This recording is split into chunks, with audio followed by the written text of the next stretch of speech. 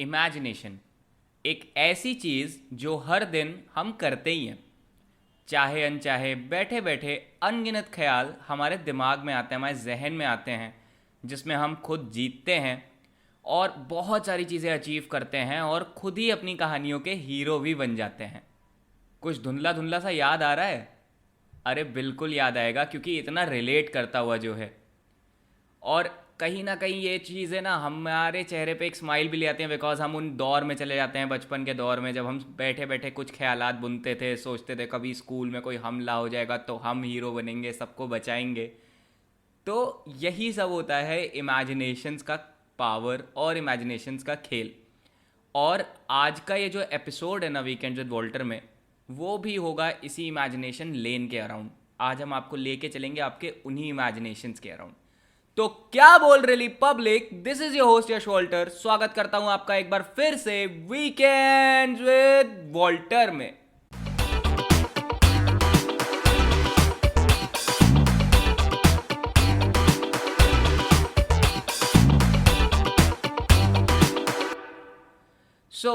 आज की जो हमारी गेस्ट आने वाली हैं, उनको भी इमेजिनेशन से बड़ा लगाव है। बल्कि बहुत ही सरल शब्दों में बोलूं तो वो क्या अपने इमेजिनेशंस को वर्ड्स देती हैं, उनको वर्ड्स देने का काम करती हैं। तो ज़ोरदार लाइक्स मार के स्वागत करिए आज की हमारी गेस्ट, हमारी story teller from Patna, Divyashree. हाय दिव्या, कैसी हैं आप? हेलो यश, मैं बहुत बढ़िया। आप बताओ कैसा चल रहा है सब कुछ? मैं भी बहुत बढ़िया। एंड चल तो सब हर शहर में एक जैसा ही रहा है, मुझे लग रहा है आजकल। तो वैसे ही है सब कुछ and everything is so good. आज काफ़ी प्लीजेंट सा माहौल लग रहा है मेरे को।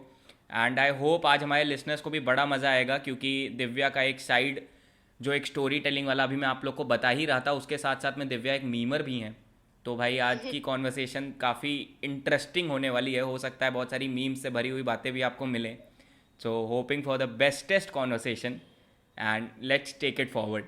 सो दिव्या, ऑलरेडी मैंने आपके बारे में थोड़ा बहुत हमारे लिसनर्स को बताया है अभी, जैसे कि आप स्टोरी टेलर हैं, मीमर हैं, बट फिर भी मैं चाहूँगा कि आप अपने बारे में थोड़ा सा हमारे लिसनर्स को बताएं कि आप कौन हैं, क्या करती हैं। ठीक है, तो सबसे शुरुआत मेरे नाम से, दिव्या श्री मिश्रा। बचपन नैनीताल की वादियों में बीता है, तो इमेजिनेशंस तो पहाड़ों को देखकर ही आ जाता है। एंड कहते हैं ना कि कुछ चीजें हम चुनते हैं तो कुछ हमें चुनते हैं। तो जर्नलिज्म ने मुझे चुना है बाय चांस। बट अब मजा आ रहा है जर्नलिज्म करने में। पटना कॉलेज से मैं जर्नलिज्म की स्टूडेंट हूँ और स्टोरी टेलिंग का या फिर नॉवेल्स पढ़ने का मुझे बहुत बहुत ज्यादा शौक है। तो इसी वजह से मैं इमेजिनेशन करती रहती हूँ, स्टोरीज लिखती हूँ। स्टोरीज लिखना और बोलना बोलना ज्यादा पसंद है मुझे। स्टोरी किसी को बताना, कन्वे करना, वैसे उतनी बड़ी खासियत तो है नहीं कुछ, पर हाँ स्टोरी टेलिंग बहुत बढ़िया कर लेती हूँ मैं। बिल्कुल। अरे हमें लगता है ये बहुत बड़ी खासियत है, बिकॉज आज के समय में अगर आप कहानी सुना सकते हैं तो आप कुछ भी कर सकते हैं। मीन्स आप सबसे बड़ा एग्जाम्पल ले लीजिए हमारे जाकिर भाई का ही। ओके, सो अभी आपने बताया आप जर्नलिज्म की स्टूडेंट हैं, तो आपको क्या लगता है कि ये जो आपका एक स्टोरी टेलिंग का स्किल सेट है, उसको आप कैसे जोड़ पाती हैं अपने इस जर्नलिज्म की चीज़ के साथ में, या कैसे देखती हैं आगे इसको? देखिए, स्टोरी टेलिंग और जर्नलिज्म साथ में आ सकते हैं, क्योंकि जब भी हम कोई न्यूज़ डिलीवर करते हैं तो आजकल मिर्च मसालों का जमाना है। कोई नेशनल नहीं देखने जा रहा है क्योंकि मिर्च मसाला नहीं है। और तो स्टोरीज भी हम इसीलिए सुनते हैं ताकि हमें मिर्च मसाला मिल सके। तो किसी भी व्यूअर को हमें बांधने के लिए एक स्टोरी टेलर अच्छा होना चाहिए, तभी हम शायद एंकर भी अच्छा बन पाए, या फिर अपनी बातों को उस तरीके से डिलीवर करना आना चाहिए कि लोगों के दिमाग में फिट बैठे। तो आई थिंक सो कि स्टोरी टेलर एंड जर्नलिज्म साथ साथ में ही जाते हैं। लाइक हमें जर्नलिज्म में भी स्टोरी करने को दिया जाता है, वो अलग बात है, न्यूज की स्टोरी करने के लिए दी जाती है, पर स्टोरी है किसी तरह के। तो हाँ, दोनों एक साथ ही चलते हैं हमेशा से। बिल्कुल, आई गेस ये बहुत इंपॉर्टेंट चीज़ है कि जब भी आप, खास करके मीडिया लाइन में आप कहीं पे भी हैं, अगर चाहे आप एंकरिंग कर रहे हों, इवेंट सेक्शन का पार्ट हों, तो ये कम्युनिकेशन एक बहुत बड़ा रोल प्ले करता है, एंड जब आप स्टोरी टेलिंग सीख जाते हैं तो वो एक स्किल सेट बहुत ज़रूरी हो जाता है इस चीज़ के लिए कि आप कैसे उन चीज़ों को डिलीवर कर रहे हैं और कितना अट्रैक्टिवली बता रहे हैं, बिकॉज सामने वाला उसको उसी तरीके से ग्रैब कर पाता है फिर। अमेजिंग। ओके, तो ये आपकी बातें जो मैंने अभी तक सुनी है उसमें एक ख्याल मेरे दिमाग में अटक सा गया था जो मैं ज़रूर पूछना चाहूँगा। मेरे अंदर का एक 8 साल का यश वॉल्टर है, एक छोटा सा यश वॉल्टर है, जिसका ये सवाल है कि हम बचपन में क्या करते थे ना, जब हमें छुट्टियां मनानी होती थी तो हम अपने घर वालों को कन्विंस करते थे नैनीताल चलो, नैनीताल चलो। मैं थोड़ा सा आपके बचपन के बारे में जानना चाहूँगा, बिकॉज आपने बताया आपका बचपन वादियों में ही बीता है, नैनीताल से आप बिलोंग करी हैं। तो क्या सीन रहा वो आपके बचपन के बारे में, मैं बहुत उत्सुक हूँ जानने के लिए, एंड शायद मेरे लिसनर्स जो भी हैं यहाँ पे, हमारे लिसनर्स, वो भी बहुत उत्सुक होंगे इस चीज़ के बारे में जानने के लिए, कैसा बचपन था आपका, एंड आप एग्जैक्टली फिर छुट्टियाँ मनाने कहाँ जाते थे। हाँ, एक्चुअली में जब हम बाहर रहते हैं ना अपने होम टाउन से, तो शायद हमें बाहर रहने के बाद सबसे ज्यादा जो याद आता है वो अपना होम टाउन ही होता है। तो ऑफ कोर्स हमें मतलब ठंड की छुट्टियां मिलती थी, उधर गर्मी की छुट्टियां होती नहीं थी। ठंड की छुट्टियां मिलती थी 2 महीने की। तो कहीं और जाने के बजाय हम सब भागकर सिर्फ और सिर्फ अपने होम टाउन में आते थे, पटना आते थे, ताकि यहाँ पे अच्छे से टाइम स्पेंड कर सके फैमिली के साथ। तो मेरा तो छुट्टियों बचपन में अपना घर देखने में ही निकलता था। Okay, like great. Of course जो घर से दूर रहते उनको, उनके लिए बेस्ट होगा ना अपना घर में छुट्टियां मनाना। बिल्कुल बिल्कुल, बहुत सही बात है ये कि भाई घर पे रहना भी एक सपना हो जाता है एक टाइम के बाद बहुत सारे लोगों के लिए, एंड आज की डेट में मुझे भी ऐसा लगता है, मैं बहुत सारे लिसनर्स भी ऐसे हैं जो अपने घरों से दूर रह रहे हैं, कोई अपना करियर पे फोकस कर रहा है, कोई अपनी स्टडीज़ पे फोकस कर रहा है बाहर रह के। सो या डेफिनेटली वो छुट्टियां मनाने का वो सीन तो होता है। तो वो अच्छा, आपको यूजुअली क्या फीलिंग आती थी, आप वहाँ पे ही रहते थे नैनीताल में बचपन में? मतलब मैं ऑनेस्टली बहुत क्यूरियस हूँ इस चीज़ को जानने के लिए, बिकॉज मुझे पहाड़ों से पर्सनली बहुत लगाव है। तो वो फीलिंग क्या होती थी कि हाँ यार, मतलब जब सुबह उठो तो वो सुबह एक खूबसूरत सी सुबह लगती थी। एग्जैक्टली, सुबह उठो सामने पहाड़ और पहाड़ों के बीच में बादल, लाइक जन्नत से कम नहीं लगता था वो बचपन। सही बात है भाई। मतलब नॉर्मली बचपन जन्नत होता है, पर जब वादियों में गुजरे बचपन तो जन्नत प्लस हो जाता है वो। बिल्कुल सही बात है, और ये चीज़ हम अभी भी मतलब इमेजिन करते हैं, कई बार हमें ब्रेक चाहिए होता है, हम वादियों में जाने की बात करते हैं, बहुत सारे लोग हैं माउंटेन्स पे जाने की बात करते हैं। तो भाई आपका तो आधा बचपन, या मैं कह लूँ पूरा ही बचपन वहाँ पे बीता है, पूरा तो बचपन। बहुत खुश नसीब हैं आप इस मामले में।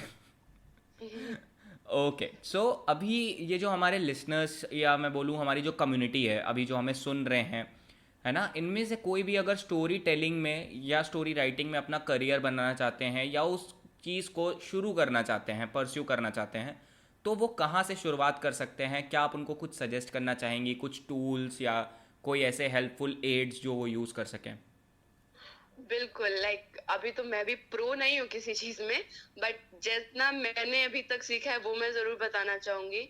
लाइक जब मैंने स्टार्टिंग में लिखना शुरू किया था ना, तो मैं सिर्फ लिखती थी, एंड ऑफ कोर्स बहुत ब्लंडर लिखती थी उस चक्कर में। मतलब इमेजिनेशंस तो हैं, पर इमेजिनेशंस को वर्ड्स देना बहुत मुश्किल काम होता है। क्या है, मतलब परफेक्ट वर्ड्स चूज करे कि हमारे रीडर्स को अच्छा लगेगा, वो उन्हें वो अटैच करेगा, उनके दिमाग में वो इमेजिनेशन जो मेरे दिमाग में उनके दिमाग में चलेगा। तो इसीलिए शायद मुझे आसपास मेरे फ्रेंड्स लोगों ने, टीचर्स लोगों ने सजेस्ट किया कि एक काम करो, पहले तुम लिखो मत, ठीक है, पहले तुम पढ़ो, जितना पढ़ सकती हो, नए नॉवेल्स हो, पुराने नॉवेल्स हो, पोयम्स हो, शायरी हो, जो मिले तुमको बस पढ़ो, ठीक है। तो उससे तुम्हारा माइंड और बूस्ट होगा, और लाइक वर्ड्स मिलेंगे तुमको, और अपने इमेजिनेशन को वर्ड्स देने जब जाओगी तो तुम्हारे पास वर्ड्स की कमी नहीं होनी चाहिए। तो मैं तो पहले यही बोलूंगी, अगर बिगिनर है कोई, तो पहले लिखने की कोशिश ना करे, पहले ही वो पढ़े। वो जितना पढ़ेगा या पढ़ेगी उतना ही उसके लिए बहुत बेनिफिशियल होगा, उतना ही ब्रिलियंट वो लिख सकता है आगे। मैं तो यही सजेशन सबको देती हूँ कि पहले पढ़ो भाई, नॉवेल्स पढ़ो, 6 7 8 10 जितने नॉवेल्स मिलते हैं बस पढ़ डालो सबको। बिल्कुल, आई गेस ये बहुत इंपॉर्टेंट एस्पेक्ट है। हम सीखते टाइम भी हमेशा ये बोलते हैं कि आपको पहले सुनना आना चाहिए, उसके बाद आप बोलना सीखिए, क्योंकि अगर आप सुन सकते हैं किसी को तो फिर आप एक्सपेक्ट भी करेंगे बोलते टाइम पे कि कोई आपको सुने। तो डेफिनेटली जी, आप पढ़ना सीख जाएंगे तो आपके दिमाग में ख्यालात आने लगेंगे, आपको पता चलेगा कि फ़्लो कैसे करते हैं। चीज़ों में, और वहाँ से शायद आपको वो आइडिया बेटर लगने लगे कि आप लिखते कैसे हैं। Great suggestion from your side, thank you so much for this. And I hope हमारे बहुत सारे लिसनर्स जो हमें सुन रहे हैं इस टाइम पे, उनको थोड़ी सी मदद ज़रूर मिलेगी इस चीज़ से कि वो अगर शुरुआत करना चाहते हैं तो वो कैसे करें। अच्छा, any of your favourite novels जो आप सजेस्ट करना चाहोगे जो हमारे बिगनर्स हैं, कि वो कहाँ से शुरुआत कर सकते हैं? बिकॉज नॉवेल्स भी, जितना मैं जानता हूँ, I am also not a very good reader, but still मैंने देखा है कि नॉवेल्स भी बहुत ऐसी होती हैं जो कई बार बहुत टिपिकल तरीके से होती हैं। ऑफ कोर्स बहुत टिपिकल होती है, एंड मैं पहले सजेस्ट करूंगी टिपिकल से शुरू नहीं करना है, क्योंकि वो आपका कॉन्फिडेंस लूज करवाएंगे सीधे। क्योंकि मतलब जो हमारे राइटर्स हैं, पुराने राइटर्स जो है ना, वो बहुत ऊंचे लेवल का लिखते हैं। लाइक उनके वर्डिंग्स जो होते हैं, सिलेक्शंस जो होते हैं, वर्ड सिलेक्शंस, वो शायद ही बिगनर्स को समझ में आए। तो मैं यही कहती हूँ, जो नए राइटर्स हैं अभी जो आ रहे, लाइक लव स्टोरीज टाइप हो या फिर कॉलेज स्टोरीज टाइप हो, उन टाइप के नॉवेल्स को पढ़े। लाइक रिसेंट फेवरेट मेरी वो है सत्यव्यास की 84। ठीक है, तो हाँ, इस टाइप के जो स्टोरीज है ना, वो अगर पढ़ेंगे तो इनसे भी ख्यालात या इमेजिनेशन क्रिएट कर सकते हैं, फ्लो क्रिएट करना शुरू सीख सकते हैं लोग। सत्यव्यास जी की नॉवल हो या रविंदर सिंह की नॉवल हो, इन सब की नॉवेल्स अभी सजेस्ट कर सकते हैं बिगिनर्स को पढ़ने के लिए। और धीरे बिल्कुल। धीरे लेवल अप करते जाए सब लोग। हम भी लेवल हंड अप कर ही रहे हैं। 100% मेरे को भी लगता है कि मैं पढ़ना चालू कर दूं अब शायद से, बट ठीक है, कोशिश जारी है मेरी भी उस चीज़ की लगातार। Okay, so I am enjoying this conversation and I hope our listeners are enjoying this too. And I hope Divya आप भी बहुत एंजॉय कर रहे होगे अभी तक। तो जी इसके जी बिल्कुल। एंजॉयमेंट को थोड़ा डबल करते हैं एंड पहुंचते हैं हमारे लिसनर्स के, मेरे, the one of the most awaited sections पे, जिसका नाम है झटपट बोलो। वेल, झटपट बोलो एक रैपिड फायर राउंड है। तो होपफुली अगर आपने हमारे पुराने एपिसोड सुने होंगे तो आपको पता होगा कि यहाँ पे क्या होता है। एक छोटा सा गेम टाइप की चीज़ है, हम आपसे कुछ सवाल करेंगे जिसका आपको हमें फटाफट जवाब देना होगा एज पर द नेम झटपट बोलो। तो थोड़ा झटपट बोल बोल के आपको इनके जवाब देने ओके होंगे। ओके। ओके, चल। सो मेरा पहला सवाल है आपके लिए, what's your favourite personal possession, या बोलूँ ऐसी एक चीज़ जो आपके पास है और आपकी बहुत फेवरेट है वो। ऐसी एक चीज जो मेरे पास है, मेरी घड़ी। क्यों, ऐसा क्यों? एक्चुअली वो घड़ी बहुत स्पेशल इसलिए है क्योंकि नॉर्मली जो लड़कियां होती है ना, वो ब्रेसलेट टाइप घड़ी बांधती हैं, ऑफ कोर्स लाइक डिजाइन्स वगैरह वाला। पर मेरी जो घड़ी है वो मुझे बहुत डिफरेंट बनाती है सबसे। मतलब सिर्फ लड़कियों से ही नहीं, पूरे क्लास से या फिर पूरी कम्युनिटी टाइप से। क्योंकि बहुत ही कम लड़के हैं जो बड़ी बड़ी घड़ियां पहनती हैं। एंड ऊपर से ये इसलिए भी अच्छी है क्योंकि मेरी मॉम बोलती है कि जब वो छोटी थी ना, तो उनको भी नानी, लाइक मेरी नानी जो है वो उनको भी बड़ी घड़ी ही पहनाती थी। तो शायद थोड़ा बहुत मम्मी से मैच करके मैं भी बड़ी घड़ी की बहुत शौकीन हूँ। हाँ, मजाक उड़ाते हैं मेरा, बट फिर भी मुझे पसंद है, तुम बस पसंद है। बिल्कुल, अपनी पसंद पसंद होती है। लगता है आप घड़ी की लेगेसी बढ़ा रही हैं अपने घर की। नानी ने मम्मी को पहनाई, मम्मी ने आपको पहनाई, अब आप आगे इसको बढ़ाएंगी। बिल्कुल। ओके, सो अगर आपको लगे कि कोई एक फिक्शनल कैरेक्टर या सेलिब्रिटी आपका फ्रेंड होता तो वो कौन होता और क्यों होता? रोहित शरफ, मिसमैच्ड का एक्टर। ओके, ऐसा क्यों? ऐसा क्यों? क्योंकि वो नम्रता का बहुत अच्छा फ्रेंड है। और मतलब उसमें तो जो उसका कैरेक्टर है, ऋषि का कैरेक्टर बहुत पसंद है। तो इसलिए वो एक मेल फ्रेंड बहुत अच्छा है। एंड लाइक वैसे फ्रेंड्स बहुत कम मिलते हैं। लाइक मिसमैच्ड में मैंने देखा है कि बहुत अच्छे फ्रेंडशिप है नम्रता एंड ऋषि के बीच में। तो ऑफ कोर्स वैसा फ्रेंड अगर मिले तो बिल्कुल खुशी होगी मुझे तो बहुत ज्यादा। डेफिनेटली, क्या बात है। तो ऐसा कोई फ़नी इंसिडेंट आपके साथ स्कूल या कॉलेज में कभी हुआ हो जो आप हमसे शेयर करना चाहें यहाँ पे? स्कूल में एक्चुअली हाँ एक हुआ था। लाइक मेरे लिए उस वक्त फनी नहीं था, उस वक्त तो टेरर था, बट अब जब याद करती हूँ ना तो वो फनी लगता है। उस वक्त क्या हुआ था, एक्चुअली मैं बचपन में बिल्कुल नहीं पढ़ती थी।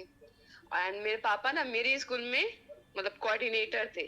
ठीक है, तो जब भी कंप्लेन करनी होती थी टीचर्स को, मैं घर भी नहीं पहुंचती थी, मेरी कंप्लेन पहले पहुंच जाती थी पापा के पास।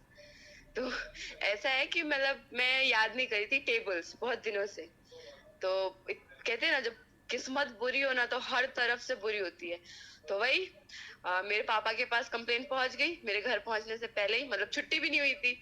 तो पापा ने बोल दिया कि लंच रोक दीजिए दोनों का, मतलब मैं और मेरे भाई हमेशा क्राइम पार्टनर साथ में रहे हैं, तो दोनों का लंच रोक दीजिए। और इतनी बुरी किस्मत थी कि मैं सुबह में कुछ खाकर भी नहीं आई थी। मम्मी से थोड़ा सा नोक झोंक हो गई थी, तो सुबह नाश्ता भी नहीं किया, ऊपर से लंच भी रोक दिया गया। उस दिन मैं बहुत रोई थी, पर अब सोचती हूँ कि फालतू में बस एक टेबल ही तो याद करना था, काश कर लेती मैं। कोई ना नहीं, इंसल्ट होता ना कुछ होता। ये बचपन के किस्से से तो बहुत सारे लोग रिलेट कर जाएंगे, मतलब ये होता है यूजुअली। मेरी भी मॉम स्कूल में हेड अकाउंटेंट थी जहाँ पे मैं था, तो यही होता था कि मेरे मेरे तो वो तो क्लास अलग से होता है। क्लास से उतरने से पहले पहले ही मेरी कंप्लेंट्स मम्मी के पास पहुँच जाती थी। और मेरी मम्मी ने बहुत ही फ्री हैंड दे रखा था सारे टीचर्स को कि कूट दो, मत समझना मेरा हाँ, बच्चा है, तो वो बहुत हुआ है मेरे एग्जैक्टली। साथ। ओके।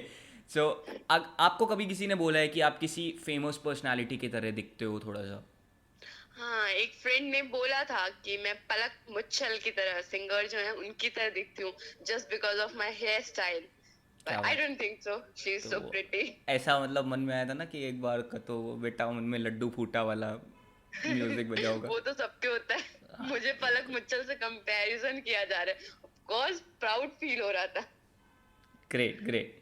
सो आपका क्या टैलेंट होता अगर आप मिस वर्ल्ड होती तो? जो अभी है, स्टोरी टेलिंग, कम्युनिकेशन स्किल का टैलेंट। सही है, स्टेज पे भी वो बोलना तो भाई डेफिनेटली होना ही चाहिए। अगर आपको अगर ये चांस मिले कभी लाइफ में कि आपको किसी के साथ काम करना है जिसके साथ आपका ड्रीम है शायद वर्क करना, है ना, तो आप किन के साथ में काम करना चाहोगे? फिलहाल तो मैं राइटर्स में सत्य व्यास जी की बहुत बड़ी फैन हो रखी हूँ। तो ऑफ कोर्स अगर कभी मौका मिला किसी भी वेब सीरीज वगैरह के लिए स्टोरी लिखने के लिए, तो ऑफ कोर्स मैं सत्य व्यास जी के साथ ही काम करना चाहूंगी, क्योंकि उनके नॉवेल्स मुझे बहुत पसंद आते हैं। ग्रेट। ओके, सो अभी यहाँ पे मैं आपसे कुछ चॉइसेस दूंगा आपको, अब पूछता हूँ आपसे कि आपकी वहाँ पे क्या प्रेफरेंस रहेगी। सो जर्नलिज्म या फिर सिर्फ स्टोरी टेलिंग? जर्नलिज्म एक profession and story telling is a passion. अच्छा, फिर भी मैं अगर बात करूँ करियर बनाने का मौका मिले दोनों में से किसी एक जगह पे, तो पहले क्या चूज़ करेंगी? पहले स्टोरी टेलिंग। ओके। सो आप दोनों जगह रह चुके हो, नैनीताल या बिहार प्रेफरेंस? अरे रे, इतना मुश्किल सवाल। बचपन भी नहीं खो सकती हूँ, प्रेजेंट में लव बिहार है। Bihar of course, overall home town is best. बिल्कुल डेफिनेटली। सो दोनों ही जगह की एक एक फेमस डिशेज उठाते हैं और पूछते हैं आपको दोनों में से ज़्यादा क्या पसंद है। नैनीताल क्योंकि मोमोज़ के लिए जितना मैंने सुना है बहुत फेमस है, वो बहुत अच्छे होते हैं जो मैंने भी टेस्ट किए हैं। एंड या सेम गोज़ फॉर जब हम बिहार में जाते हैं तो लिट्टी चोखा का नाम बहुत उठता है और डेफिनेटली यूनिक होता है। तो दोनों में से क्या प्रेफर करेंगी, मोमोज़ या लिट्टी चोखा? एक्चुअली मोमोज सिर्फ नैनीताल के नहीं, बहुत जगह के फेमस हैं, बट लिट्टी चोखा सिर्फ अपनी शान है। तो भाई हाँ। लिट्टी चोखा। डेफिनेटली। ओके। सो अगर आपको मौका मिले इन सेलिब्रिटीज से या इन फेमस पर्सनालिटीज से कुछ सवाल पूछने का, तो आप उनसे क्या पूछना चाहेंगी? First name is Shahrukh Khan. Actually Shahrukh Khan की स्ट्रगल स्टोरी मैंने सुनी है, लाइक जैसे उनके कुछ नहीं था, वो पैसेंजर ट्रेन पे विदाउट टिकट वगैरह आए। तो बस वही पूछना चाहती हूँ, लाइक हम लोग थोड़ा सा स्ट्रगल करते हैं, थक के बैठ जाते हैं, पर ओके। वो ऐसी क्या, मतलब ऐसी क्या पावर थी, कैसे वो बिल्ड करते हैं वो स्ट्रगल जारी रखने की, कि वो अब तो हाइट, सक्सेस की हाइट्स पे हैं वो। पर जब स्टार्टिंग में वो स्ट्रगल कर रहे थे, तो क्या उनको भी हम लोग की तरह लगा था कि नहीं यार अब नहीं हो पाएगा, तो कर लिया बहुत स्ट्रगल, पर उसके बाद भी वो उठ के करते। तो यही पूछना है कि वो क्या चीज थी, वो क्या, मतलब एक सेंटेंस या क्या मोटिवेशन था उनका, कि वो चलते रहने के लिए उनको हमेशा मोटिवेट करता रहता था। Definitely. Okay, so next is our honourable prime minister Narendra Modi sir. मैं इनसे यही पूछूंगी, पेट्रोल के दाम कब कम होंगे? मेरा भाड़ा बढ़ गया है, every मैंने every नहीं। person has this question these days, and honestly speaking मतलब मैं भी वो पर्सनली एक्सपीरियंस कर रहा हूँ अभी वो चीज़ में। तो वही, ये तो सवाल सबका है, प्लीज़ बता दीजिए कब बढ़ेंगे कब घटेंगे कब दाम, कम सॉरी। होंगे हाँ, और कितना बढ़ेगा? एग्जैक्टली कब कम होंगे। Okay, so Mukesh Ambani ji. Mukesh Ambani, of course Jio related. Like मैं हमेशा बोलती हूँ, मेरा सिम जियो का है, पर नेटवर्क हमेशा मरा हुआ रहता है, क्यों? और आई वॉज एक्सपेक्टिंग दिस कि ये होगा, मतलब मैं बोलने ही वाला था कि अच्छा मैंने नाम मुकेश अंबानी लिया है तो ये जवाब नहीं आना चाहिए कि मेरे जियो में नेटवर्क क्यों नहीं आते हैं या मेरा नेट इतनी जल्दी क्यों ख़त्म हो जाता है। Okay, so Steve jobs. Sorry but इनका भी वैसा ही है, apples a day keeps a doctor away, but इनका एप्पल किडनी अवे कर देता है। Why is expensive? थोड़ा मतलब मिडिल क्लास लोगों के लिए भी प्रोडक्ट्स बनने चाहिए ना बिल्कुल भाई, ये बिल्कुल। क्यों इतना एक्सपेंसिव भाई? थोड़ा इनको हमारे लिए भी इनको बनाओ फिर थोड़ा सा प्रोडक्ट। एमआई के साथ में कोलैब करना चाहिए और फिर कुछ अच्छा निकाल के लेके आना चाहिए। Exactly, we okay, deserve. So our ex captain of Indian cricket team Mahendra Singh Dhoni. इनसे तो बस ये पूछना है कि स्ट्रेसफुल मोमेंट में भी इतना कामनेस कहाँ से आता है? कितना भी स्ट्रेसफुल, मतलब हम लोग बोलते हैं ना कैप्टन कूल MS धोनी को, वो कैसे मतलब इतना स्ट्रेसफुल मोमेंट हो तब भी वो स्माइल रहती है चेहरे पे, या फिर हमेशा काम रहते हैं, मतलब वो मेंटेन करना बहुत टफ है। डेफिनेटली, मीन्स मेरे को भी ये लगता है, मीन्स पर्सनली स्पीकिंग मेरे one of the most favourite cricketer हैं। एंड मैं भी बस यही जानना चाहता हूँ कि इतने काम कैसे, इतना कूल डाउन कैसे हर एक सिचुएशन में, how you handle that pressure. So sure. Okay, so last PV Sindhu ji. Actually उनसे ये सवाल है, उनकी ही एक साथी प्लेयर है, साइना नेहवाल पे अभी मूवी आई है, ठीक है, तो क्या उन पे भी कोई मूवी आ सकती है? और अगर आ सकती है तो वो किस एक्ट्रेस को चाहेंगे कि वो उनका रोल करे, मतलब एज अ मूवी में? साइना नेहवाल के उसमें परिणीति चोपड़ा ने किया है, तो PV सिंधु अपनी जगह पे किसको देखना चाहती है मूवी में? बस ओके यही ग्रेट, सवाल है। होपफुली हम ये बायोग्राफी बहुत जल्दी देख पाएंगे एंड या डेफिनेटली अभी मतलब बहुत बहुत अच्छा कर अमेजिंग भी होगी। रही है वो, ऑफ कोर्स ओलंपिक्स में। श्योर, होपफुली हम गोल्ड भी देखेंगे जल्दी। let's hope for the best. India is doing so great in Olympics and या hopefully और अच्छे अच्छे प्लेयर्स हमें दिखेंगे इस बार। Okay, so that was hilarious. मेरे को बड़ा मज़ा आया यार इस राउंड में। Thank you so much Divya for participating so actively in this. And with that एक क्वेश्चन पॉप होता है जो कि बहुत इंपॉर्टेंट क्वेश्चन है हमारे पूरे पॉडकास्ट का शायद से, एंड ये मैं अपने हर गेस्ट से पूछता हूँ, तो मैं आपसे भी ज़रूर पूछना चाहूँगा कि अगर आपके सामने एक यूथ है हमारा पूरा, चाहे आप कंट्री का यूथ इमेजिन कर लीजिए या वर्ल्ड का यूथ इमेजिन कर लीजिए, एंड आप स्टेज पे खड़े हो, आपके पास 1 मिनट है, आपको उनको कुछ बताना है, तो आप ऐसी क्या चीज़ है जो उनसे कहना चाहोगे? कोई मैसेज, कोई एडवाइस या कुछ भी हो सकता है, एनीथिंग। एक्चुअली मैं बहुत दिनों से कहना चाहती थी, इस लॉकडाउन के दौरान बहुत कुछ देखा है सोशल मीडिया पे कि लोग छोटी छोटी बात को हम लोग के एज के नहीं, हमसे जो छोटे हैं, टीन्स जो हैं वो छोटी छोटी बातों को लेकर बहुत ज्यादा मेंटली स्ट्रेस्ड हो जाते हैं, चाहे वो स्कूल में टीचर की डांट हो या घर पे पापा से थप्पड़ बहुत ज्यादा स्ट्रेस्ड हो जाते हैं, जो हम लोग के लिए नॉर्मल है। 2000 के बच्चों के लिए, 90s के बच्चों के लिए बहुत नॉर्मल है, हम लोग उतने स्ट्रांग हैं। और इसी वजह से जो आजकल की यूथ है, जो टीन्स है, वो सुसाइडल माइंडेड हो गई बहुत ज्यादा। तो मैं बस यही कह सकती हूँ यार, जिंदगी तुम्हारी नहीं है, सिंपली बात ये है, जिंदगी तुम्हारे माँ बाप ने दी है, तो उनका सबसे पहला हक उनका है, तो खत्म करने से पहले ना सबसे पहले उनके बारे में सोचो, ठीक है? तो मतलब कोई लास्ट ऑप्शन नहीं हो सकता है मौत। मैं मतलब सुसाइडल पे ही बोलना चाहूंगी कि यार लास्ट ऑप्शन नहीं हो सकता है मौत, और अगर लास्ट ऑप्शन नहीं मिल रहा है तो वो मौत तो बिल्कुल भी नहीं है लास्ट ऑप्शन। कोई और ऑप्शन बचा हुआ है जिंदगी में, तभी तुम अभी तक उस चीज को कर नहीं पाए हो। तो डेफिनेटली। ये छोटी छोटी बातों का स्ट्रेस लेना बंद करे यूथ, और बस एंजॉय करे लाइफ। जैसा स्ट्रगल हो, स्ट्रगल भी एंजॉय करने वाली चीज होती है, क्योंकि बाद में ना स्ट्रगल मजे देती है। Sure, I also feel like that, and ये बहुत ही स्ट्रॉन्ग वर्ड्स हैं। बहुत ही सिंपली बोलूँ तो बस यही है कि यार अपनी लाइफ इन्जॉय करिए। आपके पेरेंट्स ने आपको इतनी खूबसूरत लाइफ दी है, भगवान ने आपको इतनी खूबसूरत लाइफ दी है, एंड माइट भी हर किसी की अपनी प्रॉब्लम्स होती हैं, हर किसी के साथ कुछ ना कुछ इश्यूज़ हैं, so you have to deal with it and it shows that how we strong need you to are. Deal with it. मैं बोलती हूँ नहीं, सोशल मीडिया पे हमारी यूथ बहुत खुश है, और सोशल मीडिया के बाहर बहुत उदास। या तो खुश होना है तो सोशल मीडिया के बाहर हो, there is भले always he a social quote media पे that सैड कोट डालते रहो लाइक्स yeah, के लिए। there is always a quote that we are the generation of happy pictures on social media and sad या life, so actually that like fits that. अस।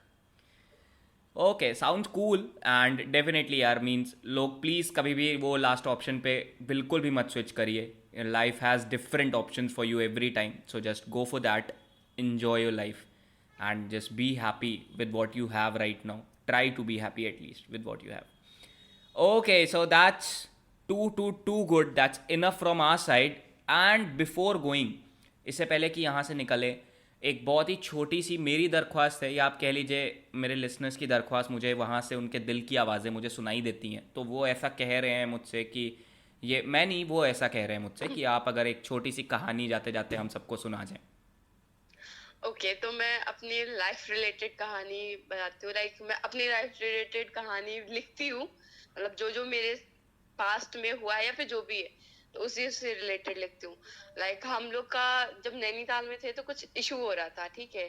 तो उसके बाद अचानक से ही हम सबको उस जगह जहाँ पे मेरा पूरा बचपन गुजरा था, वहां से हम लोग को घर वापस आना पड़ा. लाइक लगता है ना कि जहाँ पे बचपन गुजरा, पूरे 11 साल बिताए, उसको छोड़ के आना. तो वी ऑल वर लाइक कि अब सब खत्म, करियर वगैरह सब खत्म. मतलब मुझे लगता था, लाइक मुझे क्या, स्पेशली जो बाहर रहते हैं ना, सबको लगता है कि बिहार में एजुकेशन लेवल उतना अच्छा नहीं है. तो मुझे भी वही लगता था. तो मुझे लगा कि यार अब तो वापस आ गया, अब तो सब कुछ खत्म, अब कोई मतलब क्या करूंगी मैं, कुछ पता नहीं है. पूरी फैमिली मतलब बहुत ब्रोकन टाइप हो गई थी. पर फिर भी हम लोग ने फिर से एक, मतलब जहां से खत्म हुए थे वहीं से एक शुरुआत कर दी हमने दोबारा से. एंड वो स्ट्रगल मतलब स्टार्टिंग में हुआ, हम लोग को बहुत प्रॉब्लम्स हुए कि कॉलेजेस कहाँ ढूंढोगी, अकेले आना जाना. लाइक जहाँ पे मैं रहती थी वहां पे कैंपस था, और अब जहाँ पे आना है तो अकेले ट्रैवल करना है. तो वो चीज फिर वो समझ में आया कि चलो नहीं, यहाँ भी हैं लोग, अच्छे होते हैं. जो स्टीरियोटाइप बिहारी के बारे में बाहर बने हुए उससे बहुत डिफरेंट होते हैं, क्योंकि 2 महीने आकर बिताने और यहाँ रहने में बहुत अंतर है. तो यही कहानी थी कि फिर हमने दोबारा शुरू किया, एंड फिर हमारी जो जिंदगी की रेल है वो पटरी पे वापस आ गई.